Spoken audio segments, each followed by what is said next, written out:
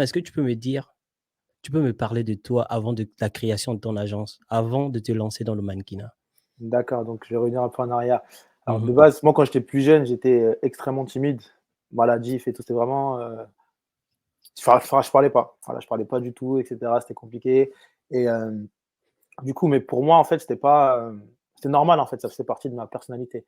Tu vois? Maintenant je sais que la timidité et cetera, ça se travaille, la confiance en soi et cetera, mais avant je ne savais pas, donc pour moi c'était comme ça, donc en fait, j'en souffrais pas parce que c'était normal selon moi et puis un jour j'ai fait un shooting photos et parce que voilà, je me trouvais bien, tout ça, je dis: «Ouais, pourquoi pas avoir des photos?» et en fait, j'ai vu que ça a renforcé un peu la confiance en moi et du coup, après, j'avais enchaîné les shootings, j'en ai fait pas mal et à côté de ça, il y avait une élection, Mister Mali en France.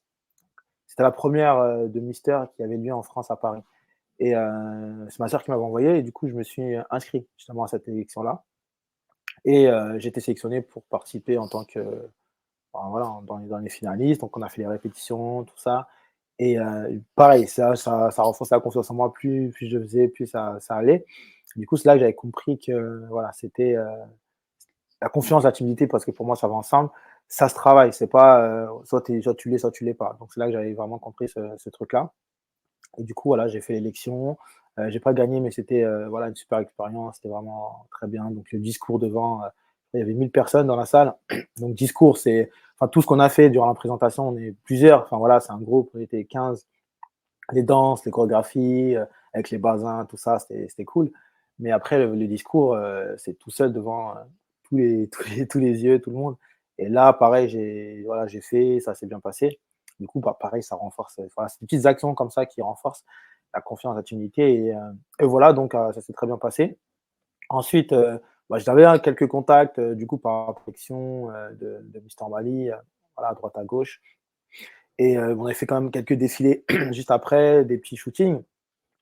Mais ça me plaisait pas tant que ça enfin voilà, de faire d'être dedans, de rentrer dedans. Puis j'avais peut-être, ouais, déjà 26, peut-être 27 ans, je sais plus, un truc comme ça et et voilà et je travaillais à côté, en fait, en tant qu'éducateur spécialisé. Je travaillais dans un établissement qui accueille les adolescents en difficulté, qui sont placés par le juge. Donc Tu étais dans du voilà. social, en fait. Comment? Tu travaillais dans du social? Voilà, voilà, exactement. C'est ça que je faisais ça pendant 10 ans et du coup, après moi, en fait, voilà, après l'élection de Mister Mali, je dis: «Ah tiens, pourquoi pas devenir agent?»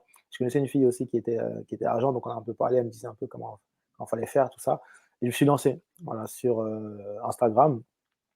Extrêmement compliqué parce que, bah, je suis personne, j'ai rien fait, il y a juste des photos de moi sur Insta, donc enfin, voilà, un homme qui contacte une femme sur les réseaux, sur Instagram: «Oui bonjour, je suis agent, nin enfin les filles, elles regardent le compte, elles disent: «Mais attends, c'est quoi? C'est encore un dragueur, c'est encore ci, ça». Donc c'était très compliqué au début.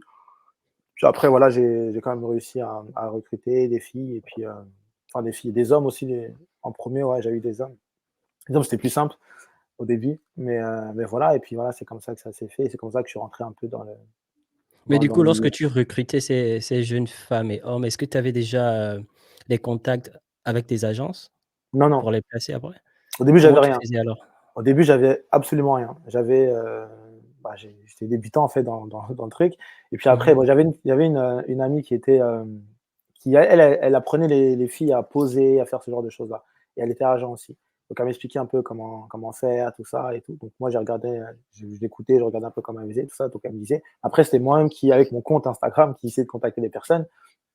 Donc voilà, j'avais rien, je dis: «Ouais, voilà, je suis agent», parce que je vais pas dire que voilà, je suis débutant, je dis: «Voilà, je suis agent, Mmh. je place les mannequins, voilà, dans les agences en France, à l'étranger, est-ce que ça t'intéresserait?» et cetera. À chaque fois, je modifiais mon message, je modifiais parce que par rapport aux réponses que j'avais, par rapport aux gens qui lisaient mon message, qui répondaient pas, j'adaptais en fait pour que le message soit de plus en plus, voilà, percutant pour que les gens puissent être intéressés. Mmh mh. Et puis, après voilà, j'ai recruté peut-être ma 1re personne et en fait, en tant qu'agent, moi je peux pas recruter des filles qui étaient déjà, mannequins. Parce qu'elles, elles voulaient aller, voilà, elles voulaient aller plus loin qu'être avec un débutant. Donc en fait, au début, moi, c'est ce que je voulais, par contre, recruter des filles qui avaient déjà l'expérience.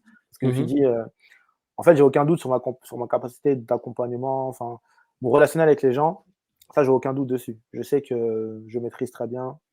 Je travaille dans le social, tout ça. Je sais que les relations avec les gens, j'arrive très bien je suis très empathique et cetera. J'arrive, voilà, bien à m'occuper, voilà, des personnes, voilà, de les comprendre surtout, et cetera. Ça, c'est aucun souci pour moi. Donc ça, j'avais aucun doute. C'est pour ça que moi, je contactais justement, les filles qui étaient déjà mannequins, mais qui étaient pas en agence, qui avaient du potentiel, qui étaient influenceuses et tout. Mais ces filles-là, elles, ne voyaient rien en moi, en fait. Elles voyaient juste mon compte Instagram, un inconnu, donc voilà. Après, je dis: «Bon, OK, pourquoi pas?» Et maintenant, elle va voir des débutantes.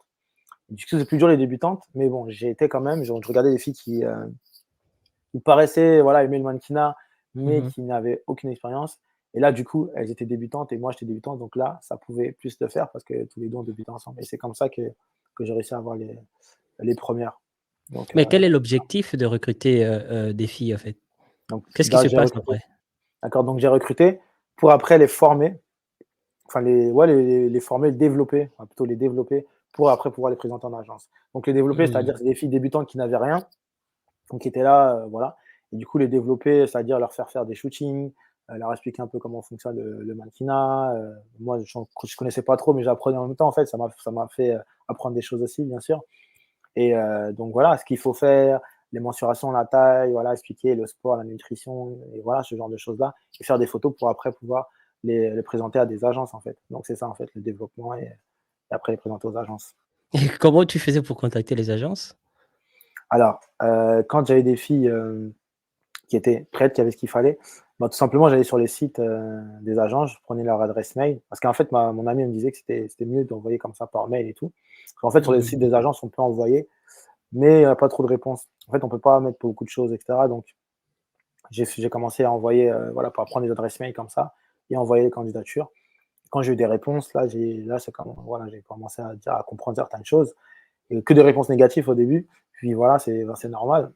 Et puis après, quand des fois des agences me disaient envoyez-moi ça, envoyez-moi des polas. Des polas, ce sont des photos naturelles, par exemple, sans maquillage, avec des vêtements près du corps pour voir la silhouette.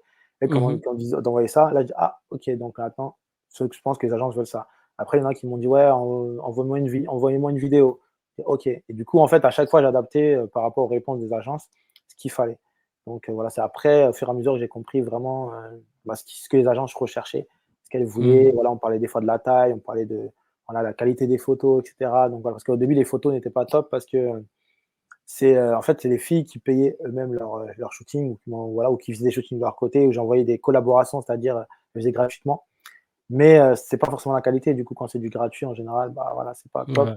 Et du coup, c'est ça aussi qui pêche un petit peu. Mais ça, je l'ai compris aussi en faisant, quoi, qu'à force d'avoir des réponses négatives, j'ai compris que, voilà, même des filles qui avaient du potentiel, mais les agences ne voulaient pas. Et j'ai compris que, ah oui, c'est qu'il y a un problème, et c'était justement Mmh. la candidature, quoi, qui n'est pas assez professionnelle. Donc